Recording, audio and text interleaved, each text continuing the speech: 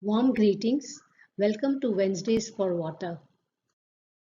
We are a citizens collective aiming to walk and talk water. We try to meet every week and connect people with various water worries and wisdoms. And in the process, we wish to curate future water warriors. The way we talk about trivial things for hours, water too needs walking and talking to address the rising water distresses. The way Wednesdays for Water is conceptualized as a prime time show, it wishes to make water everybody's business. The idea of the series was conceptualized in August 2020, and by the end of the year, the team and the structure was pretty much in shape. We started in April 2021 with Dr. Rajendra Singh's inaugural speech.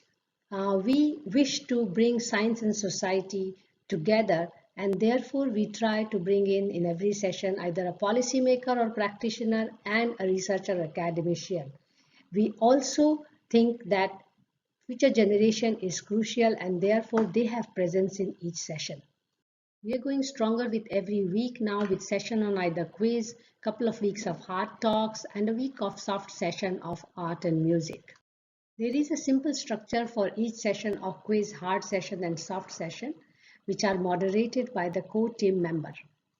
Here is a glimpse of what we call as hard sessions and soft sessions.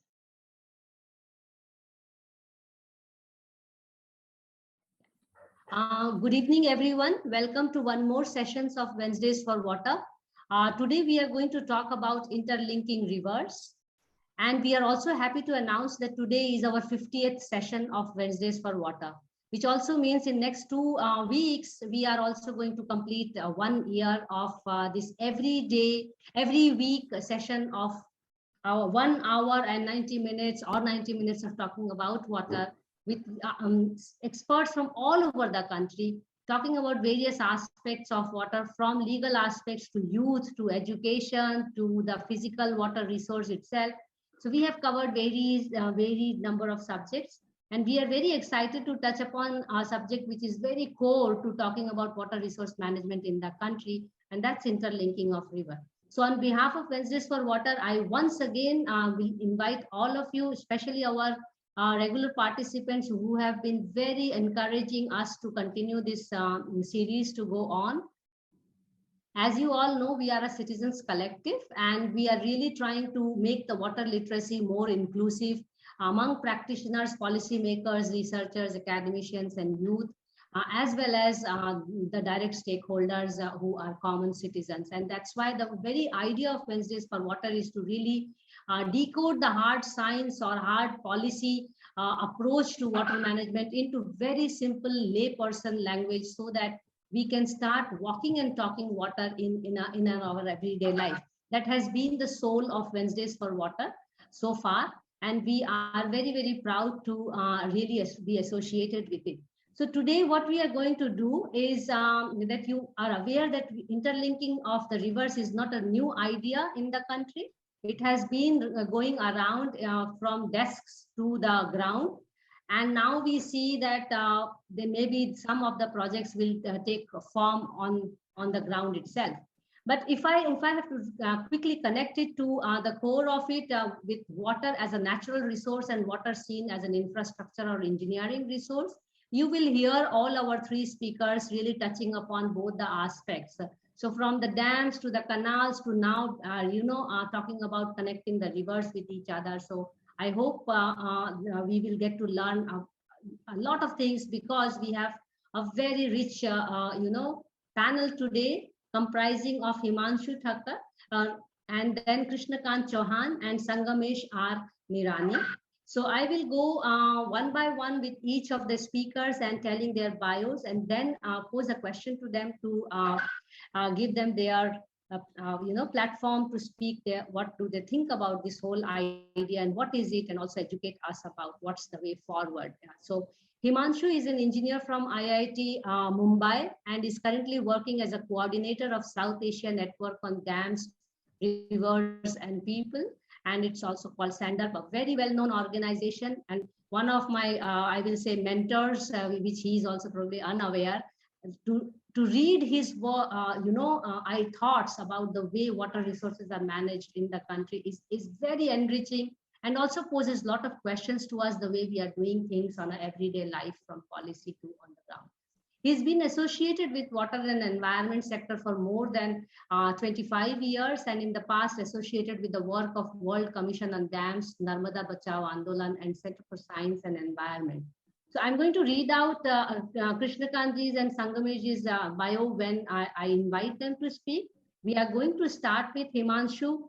A very simple question, Himanshu. As I mentioned, it is also for the common people to understand, and youth particularly. What is this interlinking of rivers, and how are we seeing it as a natural resource system or an engineering system? Thank you once again to all the speakers to come here today. We will start with Himanshu. Over to you, Himanshu. Thank you very much. I'm also very happy to be invited here to speak. So thanks a lot for giving me this opportunity. Interlinking of rivers is an idea about which has been talked about for long. The current incarnation of interlinking of rivers work started in 1980 with the perspective plan, national perspective plan, followed by constitution of National Water Development Agency, which was tasked with doing all the studies about the river linking. As far as the science or the justification behind it is very simple. There is a suggestion, as the famously suggested by a well-meaning President of India, Professor Abdul Kalam, that there are river basins which are flood affected, and there are river basins which are drought affected. And if we were to transfer water from this flood affected basin to drought affected basin, we will solve the problems of flood and drought in India. This is a very catchy way to put it. But the whole idea has a lot of misconception at its base in myths. But the most important thing, of course, the equation of flood means surplus water and drought means deficit water is totally wrong. To just give an instance, Brahmaputra is possibly the most celebrated surplus river of India, but that same basin has a lot of area which are water scarce in this season, for example. Or if you take Ganga basin, there are a lot of places in Ganga basin which are water scarce, whereas Ganga is supposed to be a donor basin, surplus basin, and so on.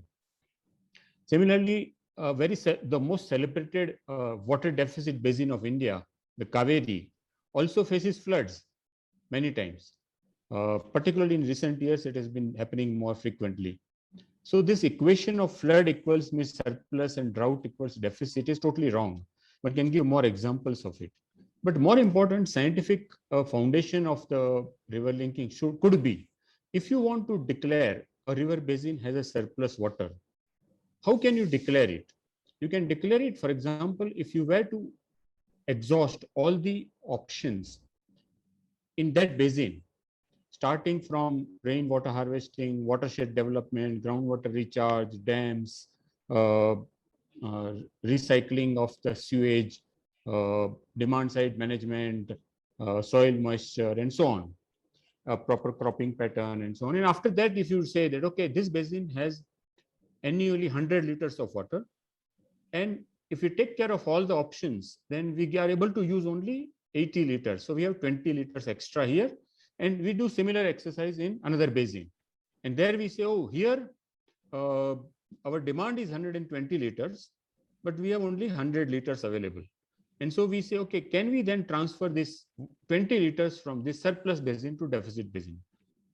So the first requirement of this kind of exercise is that you have such an exhaustive options assessment in a river basin at a comprehensive level. That exercise has not happened in any river basin in India or even sub-basin in India. I would like to see if it exists even for a sub-basin in India. A rainwater harvesting potential of any sub-basin in India. That has not happened. So first thing is that there is no scientific basis of declaring a river basin surplus or deficit. This typically, if you look at this with example, the most top priority river link of India, which you possibly hinted saying it's going to the on the ground, or Ken-Betwa river link. Unfortunately, that's again another myth that Ken-Betwa link is ready to be implemented. That's not true. I'll come to that. But the point is, on Ken-Betwa link, I was part of the Ministry of Water Resources expert committee. And as a member of the ministry's expert committee on river linking, the expert committee was on river linking. As an expert committee member of river linking, I asked, please show us where is the exercise based on which you are saying Ken has surplus water and Betwa is deficit. And I was told you can't get it. Nobody can get it. It's a state secret. So I asked that, has it been peer reviewed? So he said, no, it has not been. We have done it internally. Central Water Commission has done it. So it's good enough for us. Or NIH, which is again another government organization which has done it. So we have done it internally, and so basically we are told to believe, based on the internal exercise of the government engineers, that the Ken has surplus and Betwa is deficit. In reality, that's not true. If you look at actually whatever information is available on Ken-Betwa, you see that whole exercise is an exercise in manipulation to show that Ken has surplus and Betwa is deficit. To give you a couple of things, how they are manipulated. If you see out of the total geographic area of Ken Basin, what proportion is cultivable? And if you see the Betwa, which actually similar geographic situation, just close to each other, you will find that Betwa is a much higher area cultivable than Ken. Then if you look at per hectare irrigated area, how much water is required in Ken is much lower than Betwa. What if you look at the cropping pattern that is suggested for Ken and Betwa, again there is a serious problem. So a dichotomy. So basically the whole thing is an exercise. In fact, as the Central Empowered Committee appointed by the Supreme Court, in its report on the Ken-Betwa report, has very clearly and scathingly said, there is no justification, hydrological justification for Ken-Betwa link. There has been no options assessment. In fact, Bundelkhand is known as a drought area, drought-prone area, water deficit area. But the fact of the matter is Bundelkhand gets significant, much higher amount of water than say Marathwada or Kutch or Saurashtra or Western Rajasthan or Rayalaseema or many other parts of North Karnataka and so on. And that basin has huge potential of rainwater harvesting, which is not being assessed as part of the river linking or otherwise. In fact, when I was member of the expert committee, one of the things I suggested is that let us send your executive summary of the project in Hindi to all the panchayats in the Ken and Betwa basin with a set of questions to go through a participatory exercise. And they refused to do it. National Water Development Agency, which is in charge of the whole river linking project, said we can't do it. We won't do it. And so this is the, because obviously if they start doing that kind of exercise, it will be a very different ball game. Coming back to the implementation stage of the Ken-Betwa link, first of all, it doesn't have all the statutory clearances. As I said, the Central Empowered Committee of the Supreme Court in its report has really said that there is no justification for wildlife clearance of the project. And that scathing report of the Supreme Court, of CC of the Supreme Court is before the Supreme Court yet to be heard. The final forest clearance is not given. It's not given because the first stage clearance is based on condition which they implement. If they implement those conditions, then the project cannot be implemented. For example, one of the conditions of the first stage forest clearance is that there cannot be power component inside the protected area or the forest area, whereas it is very much bang in the middle of the protected area. So they will have to redesign the project or they will have to abandon the power component. They have done neither and they are trying to go ahead with that. There are many other conditions. I can go into the forest clearance, first stage forest clearance, which is again same stage of non-implementable. If they implement it, it can't go forward. The point is that actually Ken-Betwa link is not for the benefit of Bundelkhand. And this is not only I am saying that the first sentence in the DPR of the Ken-Betwa link, the DPR prepared by the CWC said that the main objective of the Ken-Betwa link is to transfer water from Ken to Upper Betwa basin. And Upper Betwa Basin, the districts of Raisen, Vidisha, Bhopal, etc., are not part of the Bundelkhand at all. So what it means is that Ken-Betwa link is going to facilitate transfer of water from drought-prone Bundelkhand in the name of helping Bundelkhand to the Upper Betwa Basin, which is a higher rainfall area than Bundelkhand. Why are they doing that? They are actually physically transferring Ken water to Lower Betwa.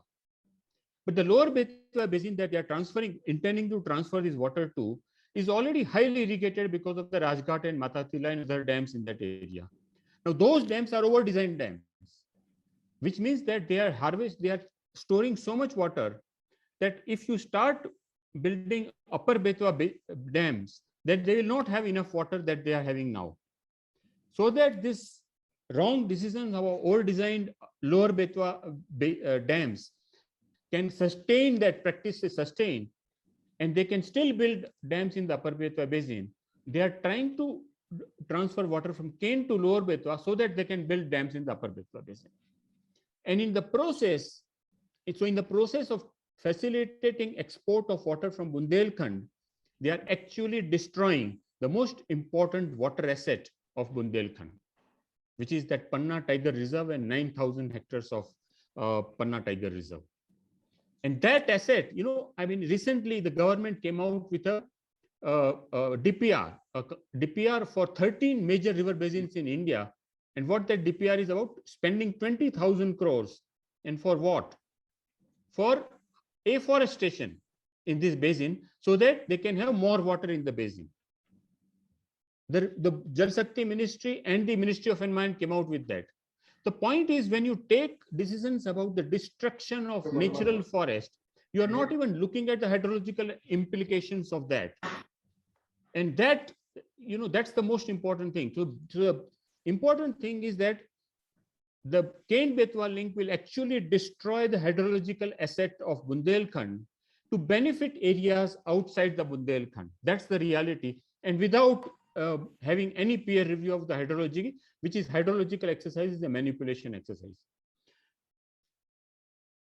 In fact, when I was sitting in front of the Secretary, Ministry of Water Resources, across the table, and I asked him, he was a more honest officer.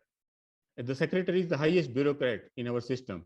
And I asked him, why are you pushing this project, Ken-Betwa link, when it's going to destroy Bundelkhand's water assets? It's not going to help Bundelkhand.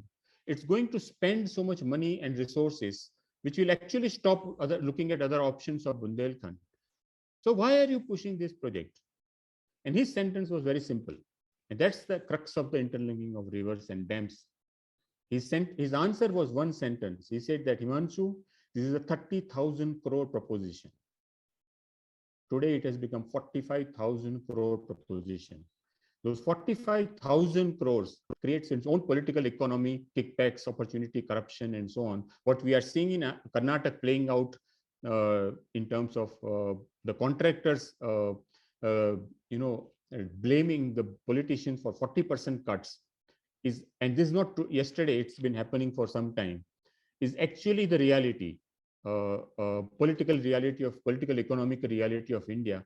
The dams provide that opportunity to the politicians and bureaucrats and engineers. And that's the major reason why this kind of projects are pushed.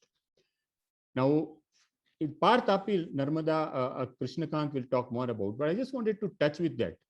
See, the Par Tapi Narmada is a similar situation. In fact, in spite of the announcement in budget by the finance minister about readiness to allocate money for Par Tapi, Narmada, and some other links, the fact is that link cannot go ahead because Maharashtra, the party state, has refused to be party to that. And if Maharashtra refuses to give water for Par Tapi Narmada, then there cannot be any Par Tapi Narmada. But the point is, again, look at what they are saying. They are saying they need Par Tapi Narmada to provide water to whom? To Saurashtra and Kutch. The same people in whose name Sardar Sarovar Dam was pushed, saying that there is no other option for Kutch Saurashtra except giving the water from Narmada. They are not getting, they are the last priority. Some of them are getting, most of them are not getting the water that is promised to them. But now again, Par Tapi Narmada, same game is being played. That we need that link to take Par Tapi water to Kutch Saurashtra.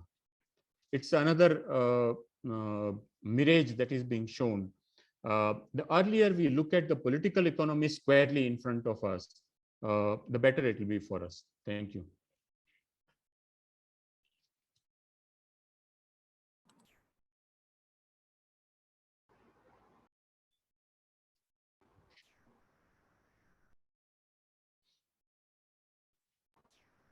Thank you, sir. We'll just wait for Mansee to get back on the call. I think she's having some network problem. Thank you so much for sharing, sir. I think before we move on to the next speaker, you did mention that, you didn't mention, but we've heard of some initiatives you've taken with lots of students and people walking along the river and documenting it. Yeah. And we had, how has that helped? So what we had done is that we, as a part of our own learning exercise and as a part of, involving other people, we organized a walk along the Cane River from Chilla, where Cane meets Yamuna, to its origin in Damoh district in upstream. And that walk we organized to both for our understanding, but also trying to understand how people see the Cane River and this whole project. And we were not totally surprised or shocked, but to find that most people did not know about it. Some people knew about it, but they were also, they were saying that, oh, Betwa is a bigger river, so Betwa will give water to Cane, isn't it? How can Cane is a smaller river give water to Betwa? So this kind of misconceptions were there. The people didn't know really. So and there is government. In fact, I should have added that if you look at the EIA of the Cane Betwa, you should look at it. It's such a shocking. I mean, in general, EIAs in India are dishonest documents. I have been challenging. You show me one dam for which we can look at honest environment impact assessment in India. One project. I haven't seen one. We have looked at hundreds of EIAs because we look at what project come before EAC, critique them and send it to EAC. And I have yet to see an honest environment impact assessment of in India of a dam project, because we look at only the dam projects. So, and in fact, it was even more shocking. The Cane Betwa EIA said, for example, to give you a gem, one of the gems in the Cane Betwa EIA is that it will provide a shortcut for the fish in the cane to reach Yamuna. It will reach faster Yamuna than it's naturally doing through the Cane River. So this is one of the gems. Another gem is it gave all the species of Manipur in the flora and fauna of Manipur in the EIA, saying these are existing in Cane Betwa link. It was very simple. Why did they do that? Manipur, of all places? It's because the same agency which did EIA for the Cane Betwa link, Agriculture Finance Corporation of India, also did EIA for the Tipaimuk project in Manipur. And when they did cut paste job from Tipaimuk to Cane Betwa, they forgot to correct the basic mistakes they could have done. So this is the kind of EIA based on which the project is being pushed actually. The fact is project should not go forward in the current form, and it is not ready to go forward. The cabinet should not have cleared it. The finance minister should not have allocated money for it, because it doesn't have the basic statutory clearances. And by, from prime minister downwards, by declaring all these clearances and agreements and financial allocations, what is it they are doing? They are pressurizing all these statutory agencies to clear the project. Imagine any statutory agency daring to say no after prime minister and the cabinet clearing the project, and budget speech declaring allocation of water for the project. That again shows another aspect of political economy of water governance in India. So we definitely, after the call, get back with some more questions and some of these insights that the people got in the people's perspectives. We would love to learn more about it. I would thank you so much for sharing these insights, sir. I would like to now invite Mr. Krishnakant Chauhan to share with us a little about Interlinking Rivers. He is based in Surat in Gujarat and associated with Paryavaran Suraksha Samiti, PSS, and NAPM. He's also an active member of PUCL Gujarat. PSS works on issues of impacts of industrial pollution. He's also actively involved with land rights issues and issues of participatory urban governance. He was at the forefront of the anti-nuclear power plant movement in Mithivirdi, near Bhavnagar in Gujarat, and works and actions of PSS have brought to the mainstream issues of river pollution in Gujarat. Welcome, sir. Welcome, Mr. Krishnakant. Please do share with us some insights on Interlinking Rivers. Thank you. Thank you for inviting me here and giving this opportunity to share stage with Himanshu and other people. We have always looked upon papers, articles from Himanshu and others to learn all these things and understand how the river is being politicized, I would say, to use it for and against people. In Gujarat also, river politics has always been there, as Himanshu mentioned. That Narmada was a huge political plank for many governments to win elections. Even today, it is one of the sensitive issues where no party would dare to talk against or criticizing the Narmada project. But I would like to start from there. As Himanshu rightly mentioned, that whenever there is a project for water or on a river, the main rationale given for this project is there is a need for water in Kutch and Saurashtra. Narmada was one such project. Partapi is another such project. Bhadbut barrage is another one. Kalpasar is another project. All these are major projects. I am not talking of smaller projects, minor projects, but everywhere the rationale given is that there is a need for water in the water-stressed areas of Kutch and Saurashtra. Narmada was always a one-shot solution which would solve all the water needs of irrigation, domestic and other purpose in Saurashtra and Kutch. It has not been able to. Few days back when I was on a debate with a channel, I asked the BJP person that your party has been saying all the while that Narmada will solve the issues of Saurashtra and Kutch and they won't remain any more water stressed. Now you are proposing another project in the name of river linking, saying that the water is required for Kutch and Saurashtra. Do you agree that Narmada was an overblown project or it has failed to deliver what it was meant to? There was no reply. There was a complete silence. The question was ignored.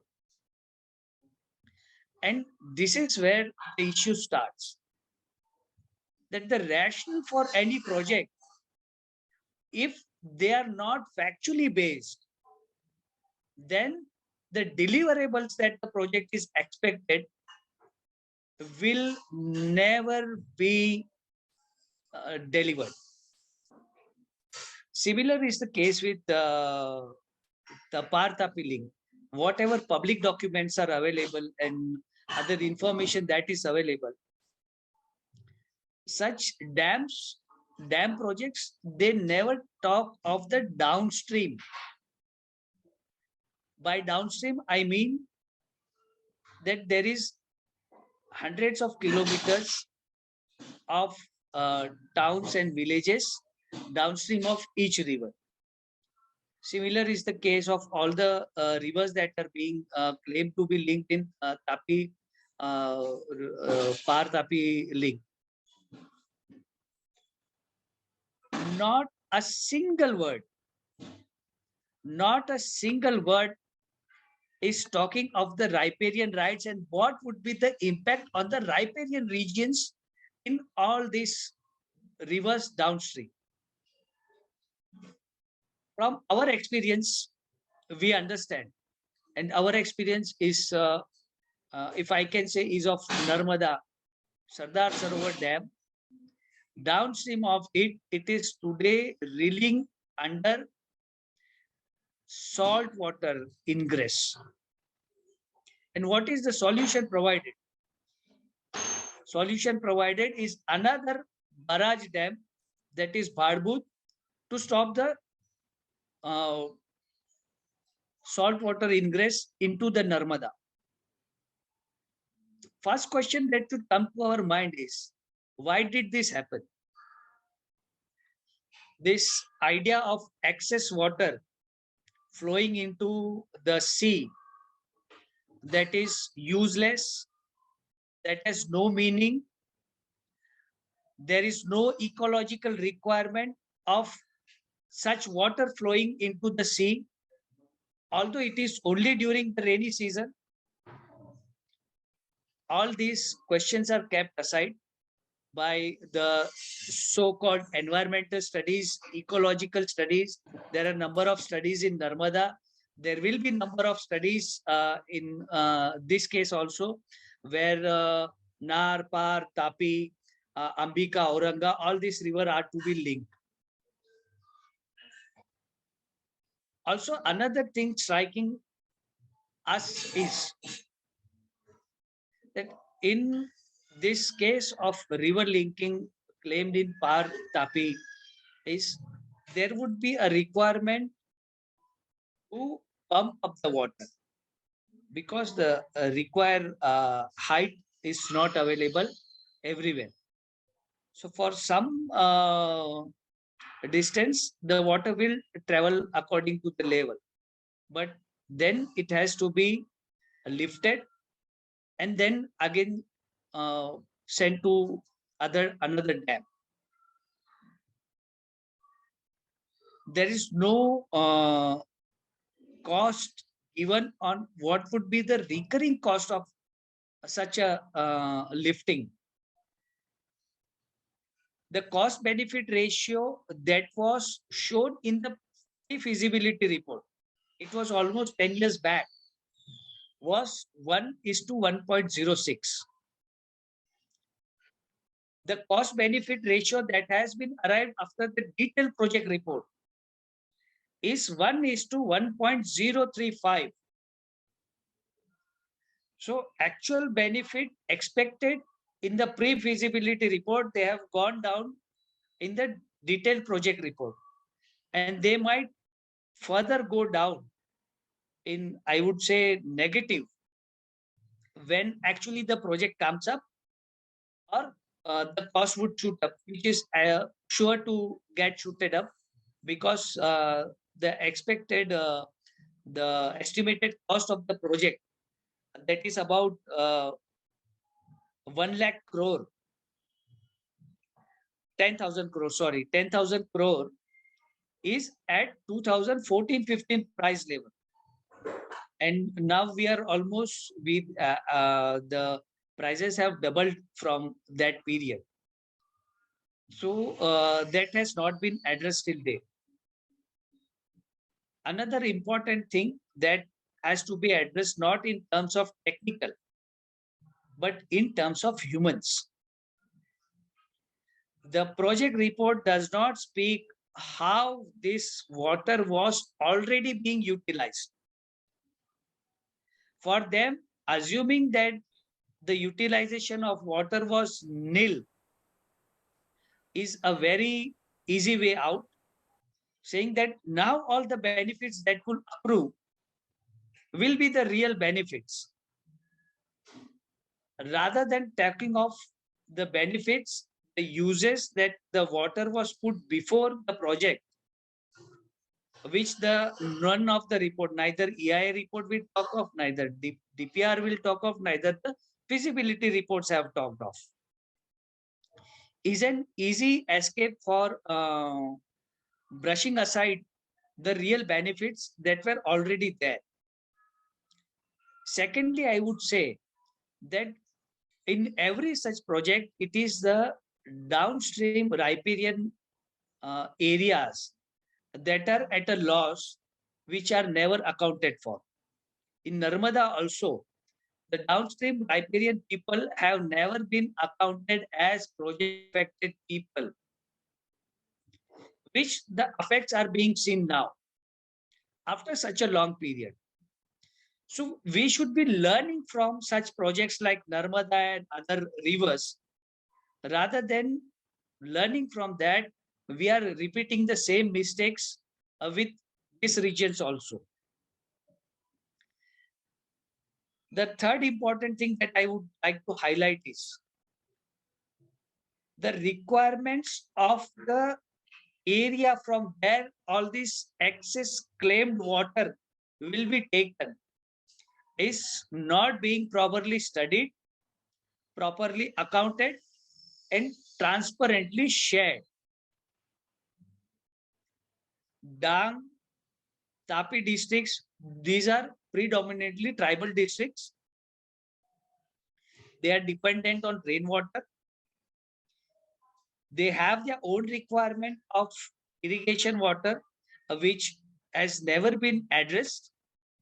And because of the same reason, the excess water that is claimed in Dang, after the rains, few months, almost in December, the area gets water stress.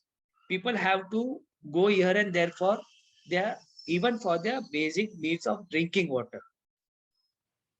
So this is a situation in a place where it is claimed that it has an access water to be sent to Saurashtra and Kutch, which is thousands of kilometers from this place. There would be almost 400 kilometers of canal and underground pipeline being laid to carry this water from Dangs and Tapi district to the canal, the Narmada canal, the main Narmada canal. Another interesting thing is already areas which were under the command of Narmada Dam, they are being decommanded and put into the command area of this Par-Tapi Narmada link. So the claim benefits that the Narmada was not able to deliver. It was supposed to irrigate about 18 lakh hectares of area in Gujarat and also in various parts of Saurashtra and Kutch, which even till date we are not able to cater to, will further be reduced by transferring the command area to Par-Tapi link. Another interesting thing that the DPR is suppressing is what will happen to areas that are presently being commanded by Karjan. Karjan is another river that later drains into Narmada, but it has a dam, it has its own command area, and its command area overlaps into many of the claimed command areas of Par-Tapi Narmada link. That is not clear, that is neither studied, that is neither spoken of. The fourth point, and very important, is the tribal people have been claiming their right over forest land under the 2005 Act, which says that people who have been residing in forest and have been using the forest land for agricultural purpose, they should be given the land right over forest. Their claims have not been settled till yet. There are thousands of claims unattended, unresponded. The forest department itself has been saying that we should not be given land for land rights to these tribals. But at the same time, a very recent report of Center Down to Earth, it has studied the status of forest report that has come out very recently, and it says that forests notified and under forest department, they are being almost मैं हिंदी में कहूँ तो वो गायब हो रहे हैं. जो जंगल खाता के अंडर में फॉरेस्ट है, उन फॉरेस्ट का हिसाब मिल नहीं रहा है. तो एक तरफ अब जंगल में से पानी आदिवासियों के पास से ले जाना चाहते हैं, दूसरी तरफ आप उनको जमीन के अधिकार नहीं देना चाहते हैं, तीसरी तरफ आप आपके जो रिपोर्ट्स और आपके जो स्टडीज बना रहे हैं बड़े बड़े पढ़े लिखे इंजीनियर्स और एक्सपर्ट्स के द्वारा, उनके हिसाब कहीं मेल नहीं खा रहे हैं. और उसके बावजूद भी आप जो दावे कर रहे हैं उन दावों का कोई हिसाब किताब मिल नहीं रहा है. और इन सारी बातों में सबसे महत्वपूर्ण बातें हैं कि ये सारी बातें कहते हुए आप पूरी तरह से ट्रांसपेरेंट नहीं है, आप पूरी तरह से साफ साफ अपनी बात कह नहीं रहे हैं, आप पूरी तरह से सवालों के जवाब नहीं दे पा रहे हैं. तो ऐसे कई सारे सवाल आज भी हम लोगों के मन में है, जो लगातार हम तंत्र से पूछ रहे हैं, हम सरकारों से पूछ रहे हैं. और पार तापी नर्मदा लिंक में जो आदिवासी है वो लगातार रैलियां और मीटिंग करके ये सारे सवाल जो है वो सरकार के सामने रख रहे हैं, जिनके जवाब ना हमको फिजिबिलिटी रिपोर्ट से मिले हैं ना डीपीआर से मिले हैं. हम आशा करते हैं कि ये जवाब जो है वो आने वाले दिनों में हमको मिलेंगे. धन्यवाद. Thank you so much, sir. Thank you, I think Krishnakant bhai. Mansee has joined. Okay. Yeah, thanks, Simar. Thanks for taking charge, because I had network issues here in Bangladesh, and thanks Megha and Vasanta for coordinating this. So as we heard both the speakers, because I was also looking at the live now. Thanks, Krishnakant bhai. You also brought a very important aspect here, taking over from what Himanshu was talking here. About the feasibility and also taking into account the relationship of forest, people and water, and not look at water in isolation. So water for hydrological project, or water for people, or water for, for deforestation and afforestation itself is an independent activity than the whole hydrological process. So I think we heard two sides of the country with two speakers.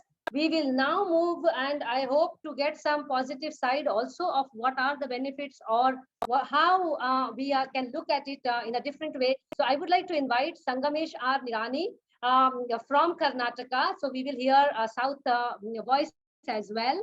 And he's an engineer and executive director of MRN Group of Industries, and also chairman of North Karnataka Integrated Irrigation Movement. A very good movement, let me tell you, because I was also trying to look at how it is trying to actually do both bottom up and top down, and trying to converge that. So he has successfully submitted the 3 river linking project for North Karnataka, Kali Mahaprabha Ghataprabha river linking project, which is accepted from government of Karnataka, and government of Karnataka has announced this visionary project in budget 2022-23 to implement the project for drought-prone areas of North Karnataka's 5 districts for drinking water purposes. So Sangamesh, very good to see you. I'm really delighted to have you here. We had a round of discussions, and it's always pleasure to have, speakers whom you don't know. Then the surprise of learning is all the more fun. Sangamesh, you heard both the speakers from North. Himanshu talked about Central India, and Krishnakant talked about the Western India, both Central and Western, to be honest, talking about Narmada.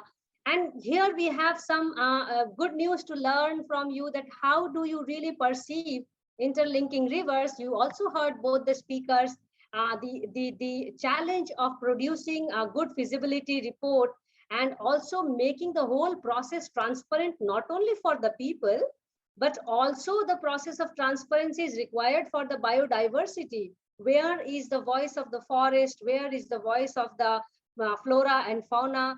And is that taken into account, or is it only the water supply to the people who are deprived of water? So the intention of interlinking of rivers is definitely not doubted, as Himanshu rightly put it in the beginning when he talked about how President then had viewed the project. So we would like to hear from you, because now you are into this project with your heart and head, as well as your hands are also getting into it to do on the ground. So over to you, Sangamesh, and very delighted to have you. Thank you, sir, for making time for us. I know you have a super busy schedule. So we want to hear from you. Thank you. Over to you. Thank you, madam. Good evening, everyone. Thank you very much for the giving opportunity to participate your seminar. River linking is a catalyst for future water scarcity.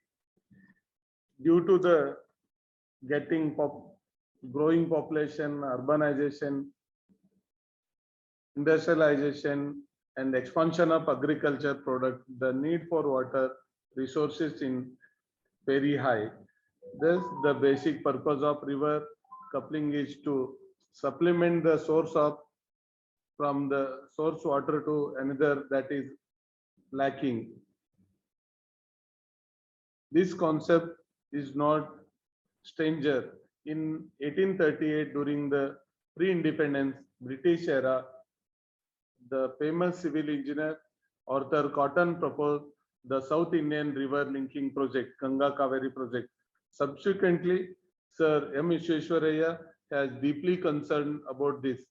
After independence in 1972, the irrigation specialist and irrigation minister K.L. Rao sir proposed the strategical plan for the Ganga Cavitary project. In our body composition is made of 70% of water. Not only in our body, our earth is also covered 75% of water. However, the amount of sweet water available for domestic use is very less. 97% of water available is in sea. Remaining 3% of water human use in entire earth. But this 3% of water, 2.7% of water in Himalaya, North Pole and South Pole in ice and snow position. Rest of 0.3% of water available in river, lake and wells. In this 3% of water, 0.2% of water used for the agriculture and industry purpose. Hardly available, 0.1% utilized for human use and animal drinking water purpose. But this 3% of water equally not distributed in the entire world. Major water is available in Brazil. In human population, Brazil is only available 2.5%. In China, 17% population, they are getting 6% of water. India having world population 17%, we are having only 4% of the water. The major sweet water available in Brazil, that water, Brazil Amazon River, we can't divert it, that water in India. We diverted in western water, in west flow water, we converted as a east flow water river linking. In India, Rajendra Singh has done water revolution through Young India Association in Alwara district of Rajasthan. In Rawalgaon district, Rawalgaon Siddhi village from Maharashtra, Anna Hazare is involving inter-water conversation. The country is adequate to see water conservation. Kadvanchi village in Maharashtra and Lipteria from Rajasthan. When Narendra Modi ji became Chief Minister of Gujarat, he established Sujalam Suplam project for distributed Narmada water across the state. K. Chandrasekhar Rao tasked for the delivering Godavari water to every corner of the Telangana through Kaleshwaram Lip Irrigation Project. Chandrababu Naidu in the Andhra Pradesh and Shivraj Singh Chauhan in Madhya Pradesh have brought the benefit of river linking to barrel land.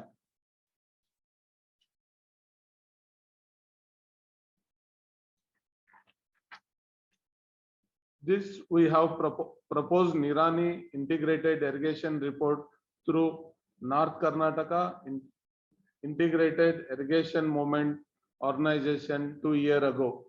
We designed 3 river linking projects and also submitted DPR to the central government and state government also for the implementation of the Kali, Malaprabha, Ghataprabha river linking project.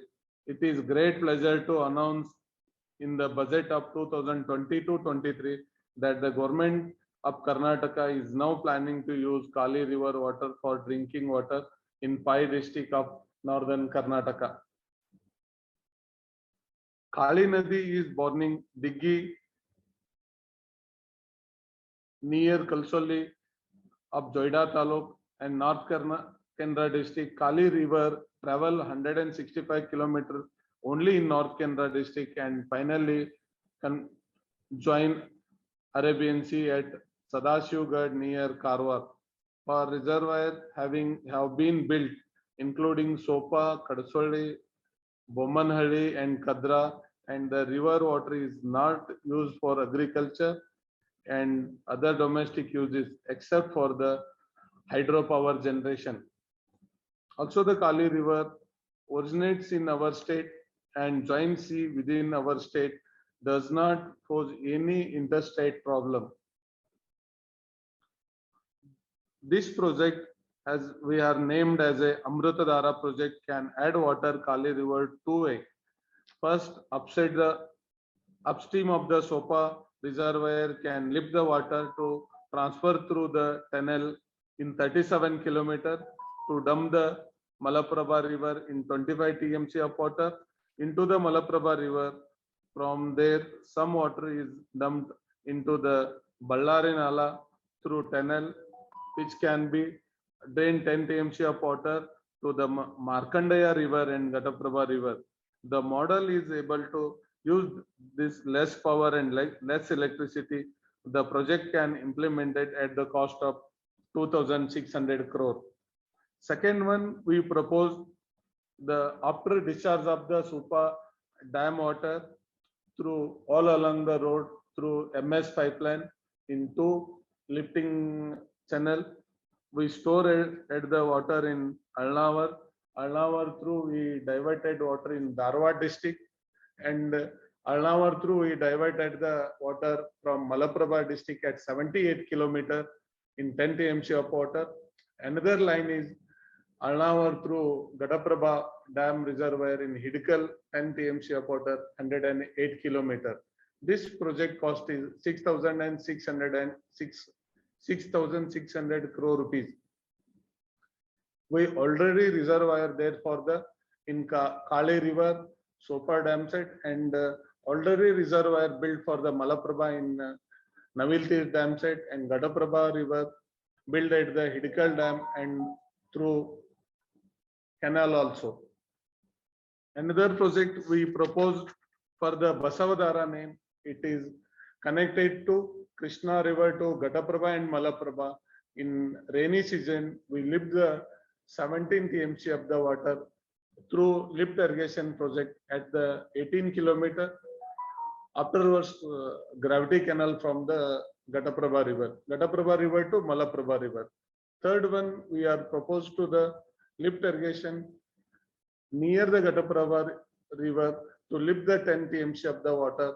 It is utilized for the in summer. Karnataka government already implemented Ethenavali project. This is for huge opportunity to utilize Western Ghat water to North Karnataka and South Karnataka. We must prepare to embrace new idea. It is good for our nation without looking at LOIs like biodiversity and forest conservation purpose. There are many idea and technology to implement project without any harmful to biodiversity and forest. Let us exchange of positive thinking of future water deficit in. We all are joining hand together for water conservation and utilization for better India. Thank you. Thank you one and all. Thank you, Sangamesh. It's good to hear and also get an overview of a very hopeful, aspiring way of looking at water supply through doing this linking of rivers, even if they are small, small streams and all. And also we heard today both sides of the story of interlinking rivers, and which is a very rich discussion which is required in the country.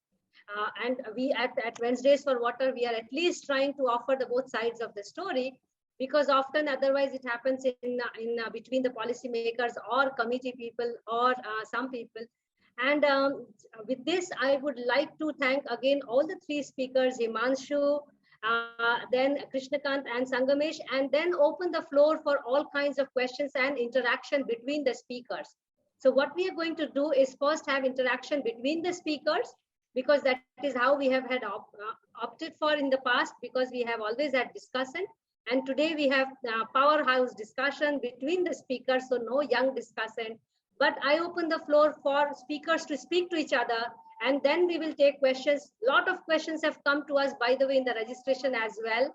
So our first participant to ask question will be today definitely Ajit sir. But then before that, we will like to have the speakers speak to each other. Himanshu, I saw you hand raised. Over to you. Thank you. Actually, it's interesting to see hear what Mr. Nirani said. The reality is that the Kali Basin people are opposing this transfer of water from Kali to North Karnataka district. That's the first thing. There has been no environment impact assessment. This project that is announced and getting implemented, no EIA has been done, no participatory decision making has happened. And that's why the people of Kali Basin are opposing. Secondly, if the water is getting transferred to Krishna Basin, now the biggest Ulti Ganga that's happening in Krishna Basin, I don't know whether Mr. Nirani knows, every year, 3 billion cubic meters of water, 3 billion cubic meters of water, it's getting transferred from Krishna Basin to west flowing rivers across in the Konkan. Does he know that? Yeah. 3 billion cubic meters a year. That water should be, Krishna is supposed to be a deficit basin. So that water should be coming to Krishna Basin rather than going there and not serving any purpose there. Krishna Basin is supposed to be a deficit, supposed to be getting water from other this thing, but its own water is getting transferred there, and people either don't know or are not opposing it. I think the most important thing is that even Ghataprabha and Malprabha is facing floods in the monsoon.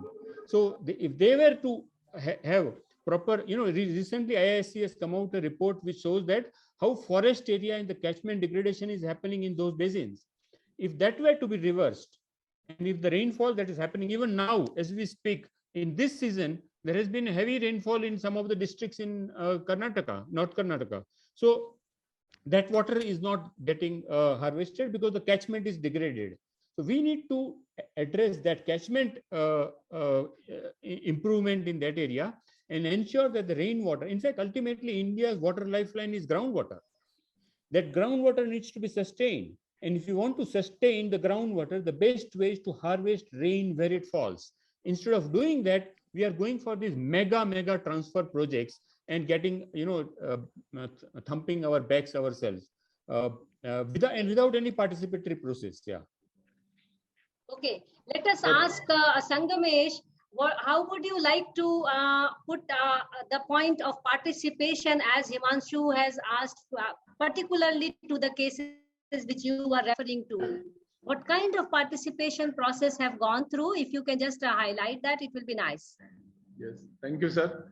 First, in our Krishna River, there are power generation purpose. If they are diverted in east water through best flow water. That is wrong concept. Earlier, we are having deficit for the electricity. We are generated in the hydroelectricity. Now, we are having surplus of the power. We generated in solar energy, wind energy, and thermal energy also. That Koyna River water should be come from the east flow. First one. Second one, Kali River, we are only generated from the hydroelectricity. Now we are having sufficient for the electricity generation nearby the river from the Malaprabha and Ghataprabha. That is a deficited river from the North Karnataka. This is in summer season we are facing the drinking water also. That's why we diverted the Kali River to Malaprabha and Ghataprabha. That is forest in 2010 act for the drinking purpose and filling of the raw water, which is it is priority for the drinking purpose. That's why government is sanctioned this project.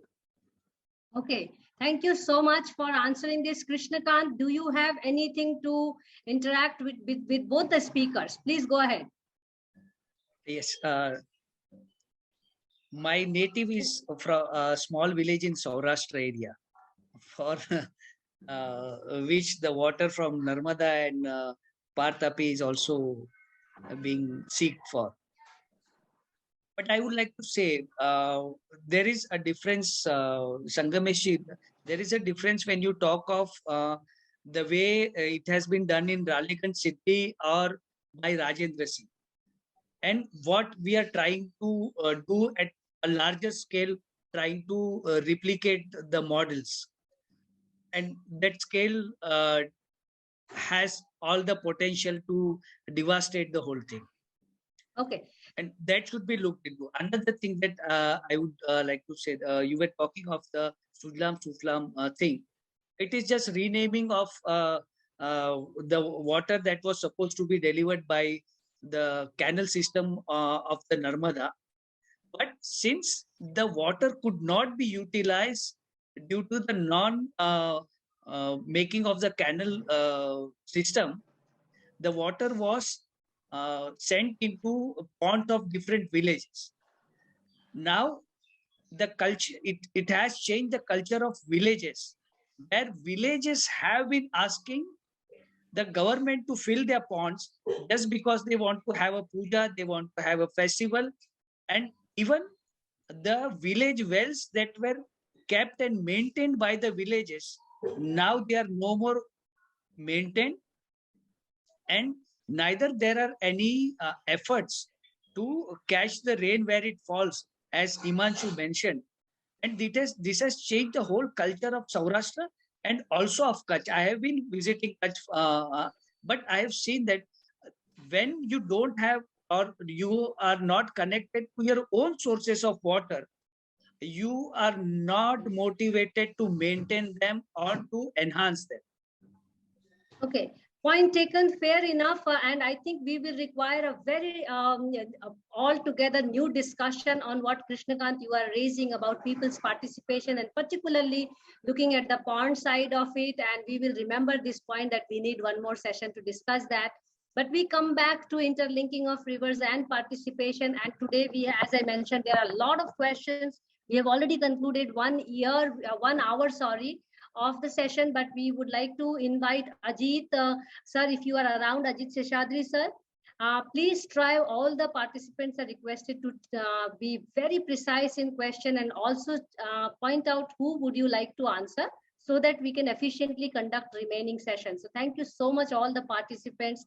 I know, Ajit sir, you have been there with us since the first session, and I also read your long list of questions. So hit the right question, right speaker, and please come forward and speak. Thank you.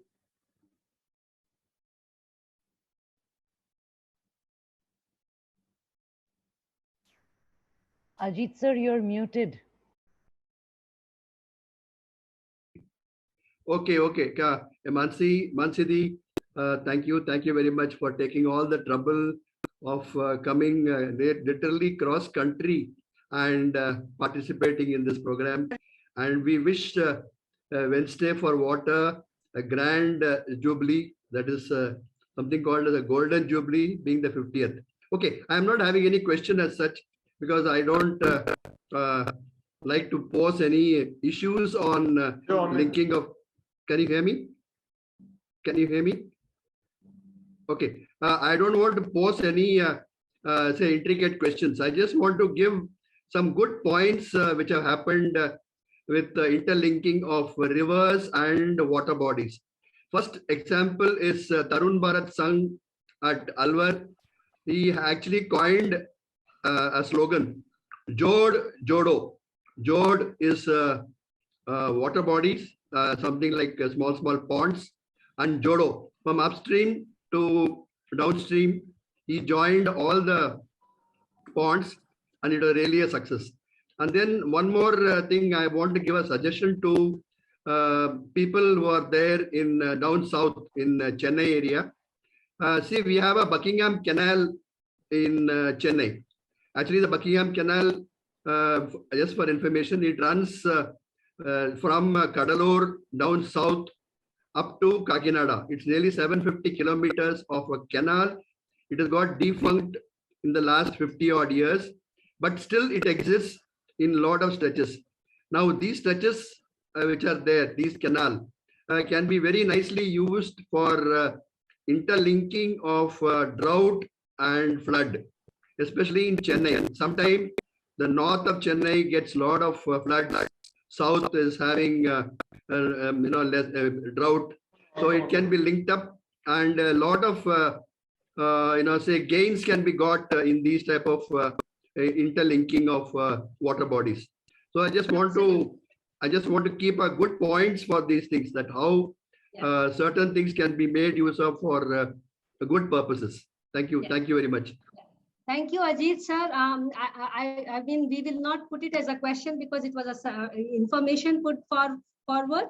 But I think we really need a session on ponds, because linking of ponds is a very different discussion than linking of rivers here. And let's take another question here, or any suggestion you have. Thank you very much. And then thanks, Ajit sir. Rohit, and then Darshan, and then Braj Kishore. So Rohit sir, precise question and answer. Yeah, only there are two additional points. Sure. Just giving an example that we are expecting from the people who destroyed the interlinking of the river, its wetland, ravines and ponds. And the same people are advising us about interlinking of the river. So that's a one bullet point. There are a number of examples can be given that how systematically this has been destroyed. And the same people, we are expecting them to interlink the river. And we believe in their theory and their understanding. And Himanshu rightly said there is no documentation, there is no information, there is no study. I just want to give you one very odd example where interlinking of pollution is happening in Gujarat. This is what the model they had given to us. So I just make a bullet point between two rivers, pollution has been interlinked. One is Mahisagar and second is Sabarmati. Sabarmati doesn't have the e-flow. It carries 121 kilometer downstream, only sewage and industrial effluent, which is untreated. And absolutely there is no water available. Almost all major summer and winter both. And Mahisagar do have, but Mahisagar also have a number of dam, and also there are a number of barrage has been built up to stop the ingress of the sea. But unfortunately, the both outfall, the effluent outfall, one from Baroda industrial belt is coming to Mahisagar at Sarod, which is an estuary of Mahisagar. And second outfall, which is, if you just look at the radial distance, is Sabarmati, where it comes from Ahmedabad.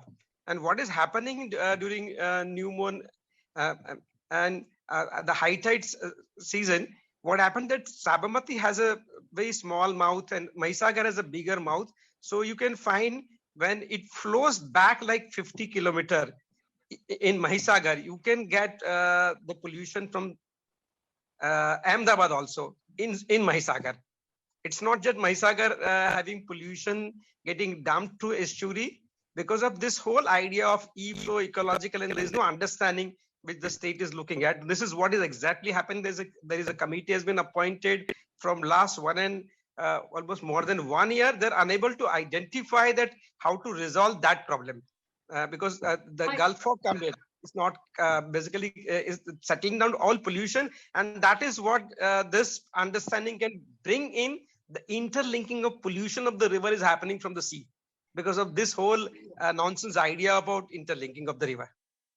Very well put, and point taken very well, because it is not only about linking of the water and shifting of water from one side to other side, but it is also meaning that there is a transfer of not only economy in terms of water, but there is also transfer of pollution from one place to the other.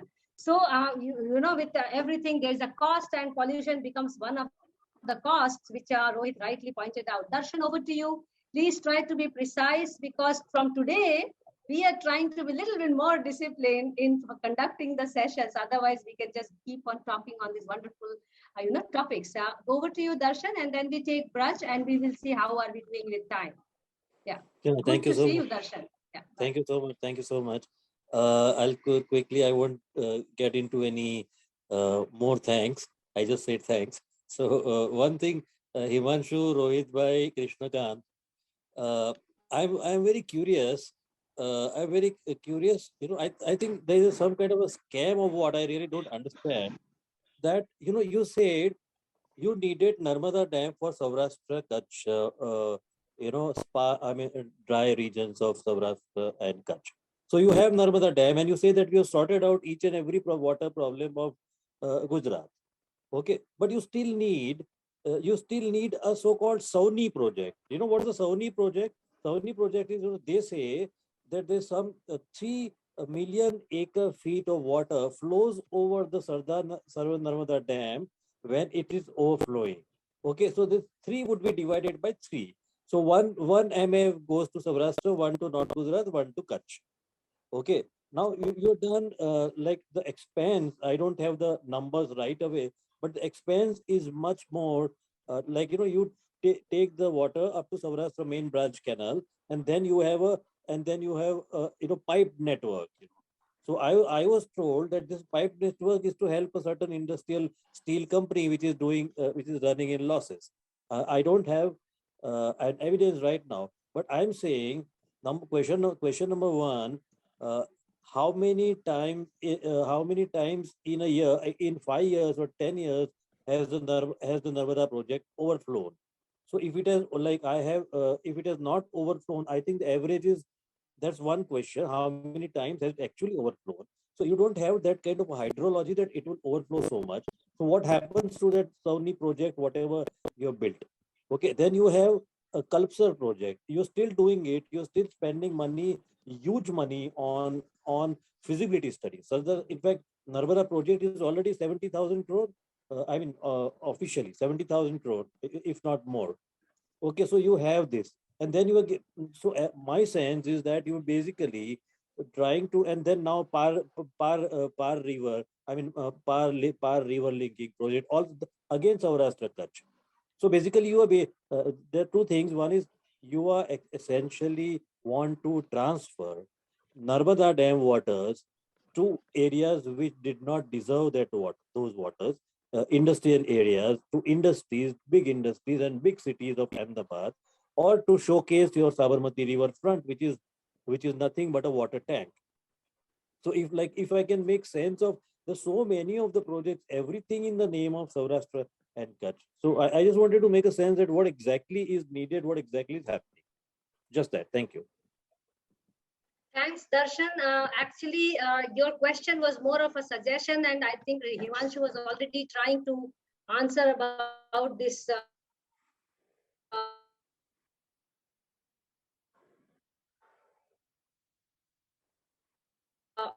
flow of information and taking people along. But Himanshu, Sangamesh.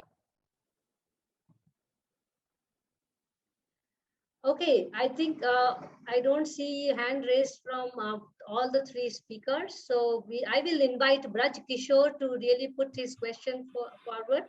And then if the speakers would like to respond or interact, we will see that. Braj Kishore Jhaji, please go ahead. Okay, thanks. What I feel that engineers or policy makers, they are creating business for business people, they are not thinking of whatsoever is really we need for domestic use, so much water. Really, we need for industry that much water.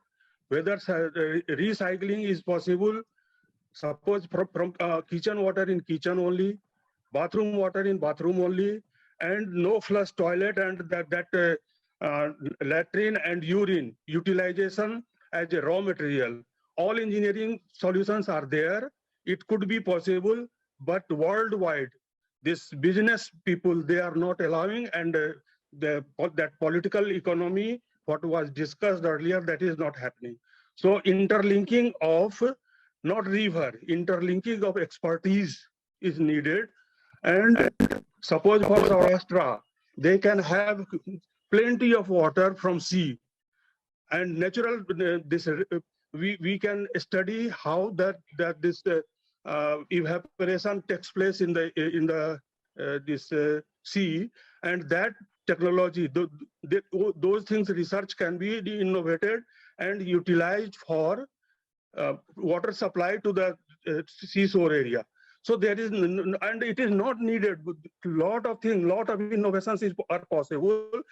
I am trying on my own way, trying to join all the engineering colleges and discussing all these things. But more people are required to get into this. We have to rethink, reallocate. There is no need of water supply to our houses. There is no need of any polluted water to go out of our houses. And so many things are possible. And I am trying. I am in Noida. I was working in Mekon in Ranchi. That is a consultancy company. And I am in there, this thing only. So here, how to make a zero discharge, this society, I am trying to rope in so many people. Hope people will join hands. Thank you. Yeah. Thank you so much, sir. You really touched the fundamental part of it, that we have to change our behavioral pattern, which is also linked to SDG 12 and all. I see Himanshu, you want to answer here? Please go ahead or say something about it. There's one more hand raised, Sugit Pathak. Yes. Yeah, we will take that question also to be a little bit more efficient. Sugit Pathak ji, please pose your question, suggestion, whatever we have. Because today we had more suggestions and contribution than questions, which is also a good idea to interact. So Sugit ji, please boliye.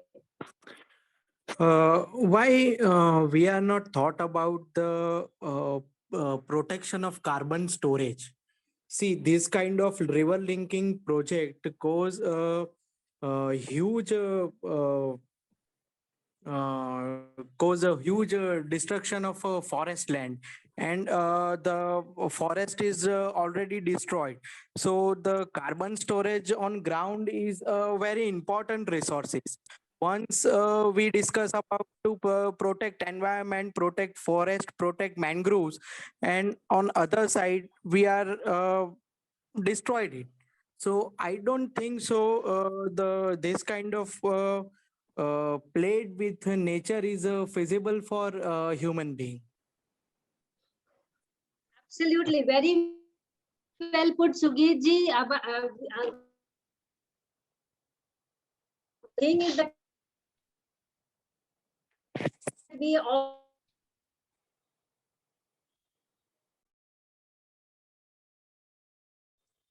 Ma'am, I'm not able to listen you.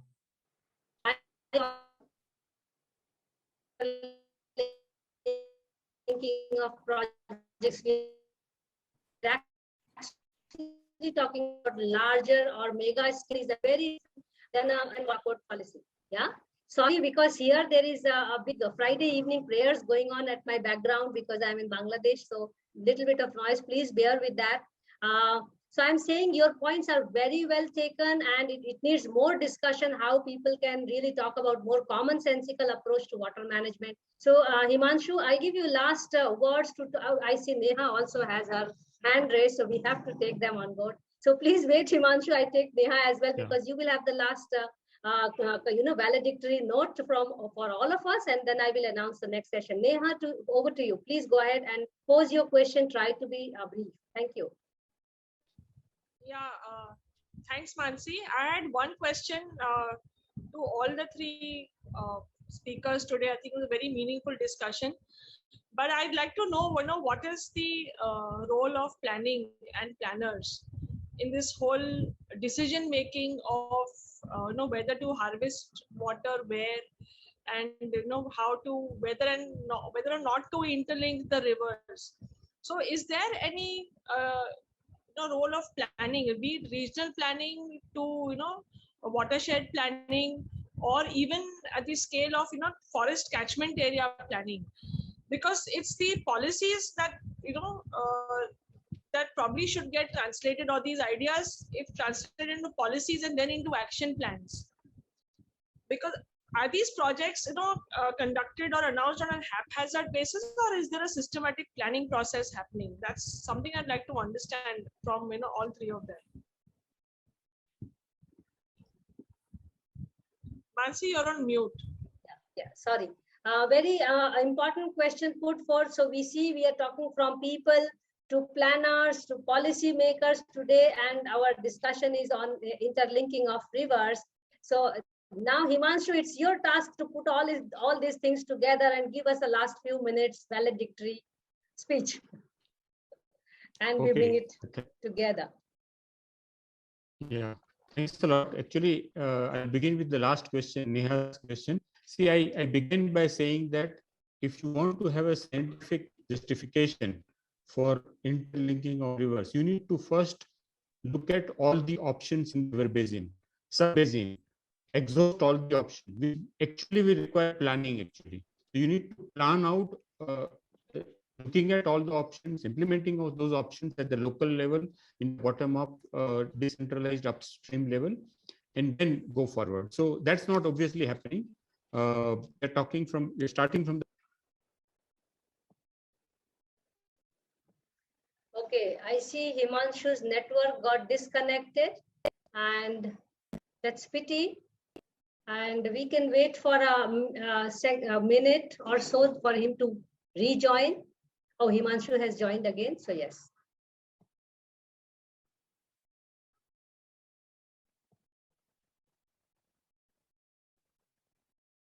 Yes, Himanshu, we were hearing you. No, you have to unmute yourself, please. So yeah, thank you. So in Neha's question is that way very important, but that's the answer to Neha. Sure.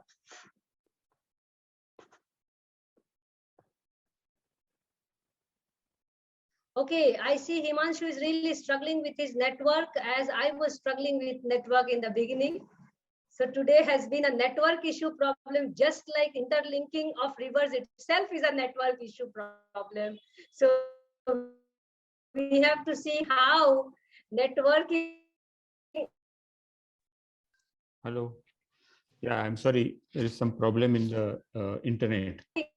Also makes a very interesting, dynamics here. So Himanshu, yeah, and so that's very important. I think Darshan raised very important point that how duplication of the same project areas benefit is happening through different schemes.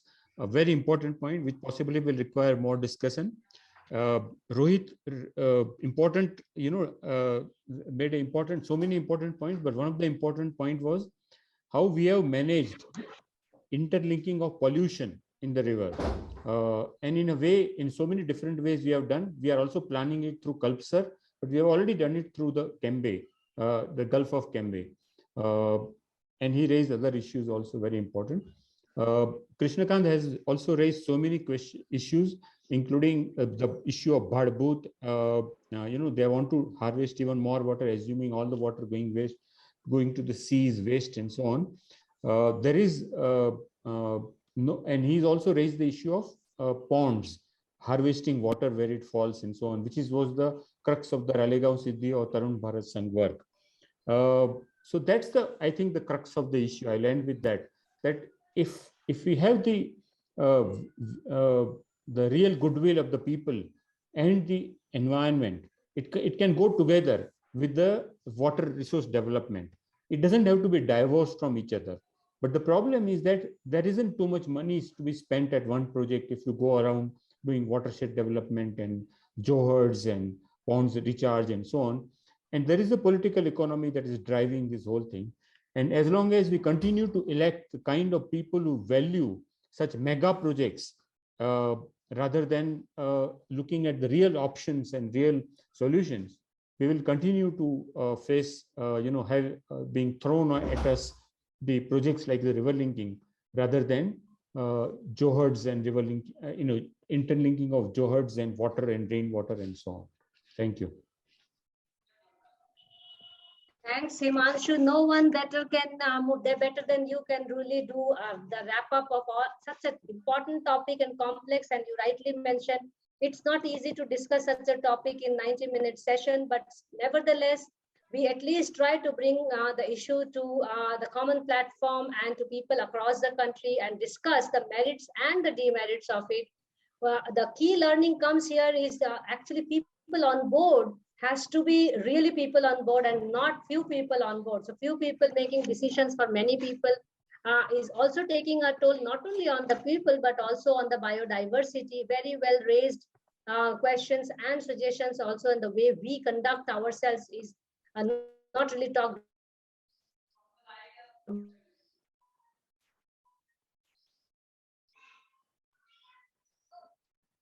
much,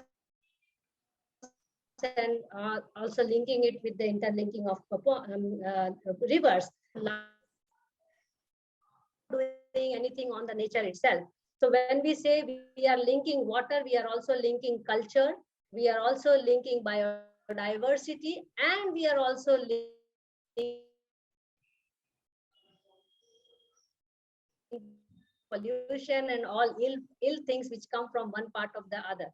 So rivers are not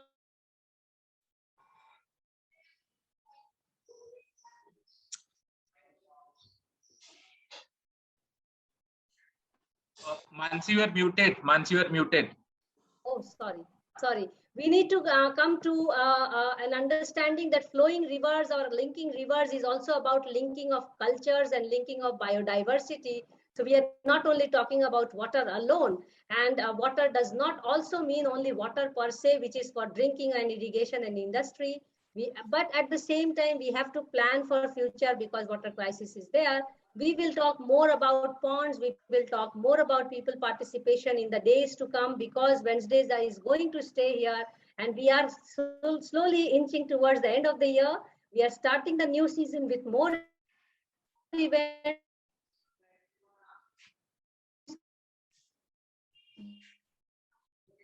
But just to tell you, on 20th of April, we are discussing wastewater treatment, which then we end the year with a very interesting soft session when we actually have the crew member from IIT Madras and Dr. Kanix to talk about making of the beautiful, famous song. If you have not heard it, please do hear it, because the crew member will be here to talk about rivers of India. All the rivers of India are put into one song, and the crew member are going to come to us from IIT Madras and alumni of IIT Madras network, and they are going to discuss with us to celebrate 1 year of Wednesdays for Water. So I like to thank all the participants to really encourage us continue doing this. It has been a very wonderful journey, but at the same time, rigorous for us, but too much of learning. So no looking back on Wednesdays for Water. We are coming up with talkies. We are coming up with club. We are coming up with PhD platform to discuss water matters, and we are coming up with Women and Water as a separate entity inside the whole initiative. So we have already formed the team for it. I'm very excited, and I'm really looking forward to all your blessings and encouragement and participation in Wednesdays to come. Do join. Thank you, presenters, for joining us today and enlightening us with your wisdom. Also, thank you all the participants for joining us and making the session interactive. Besides walking and talking water, worries and wisdoms collectively, we see this as a platform to cross-connect and expand our network and explore possible collaborations. We are also making notes to publish both scientific and non-scientific work. Here is a glimpse of some of our writings. You may reach us through email, LinkedIn, Facebook, Twitter, Instagram, and also look at our website www.w4w.in. We look forward to your suggestions and comments to make the series more meaningful and engaging. And meanwhile, we hope that you appreciate today's session. We represent Tata Institute of Social Sciences, Hyderabad, Terry School of Advanced Studies, New Delhi, Environmental Design Consultants, Ahmedabad, FluxGen Sustainable Technologies, Bangalore, Counterview, and we are supported by Wiki's Water Resources Council. We truly appreciate your support and encouragement in conducting this series, and we hope that you will stay tuned with us through our social media platforms and our website, and you will write to us at our email IDs.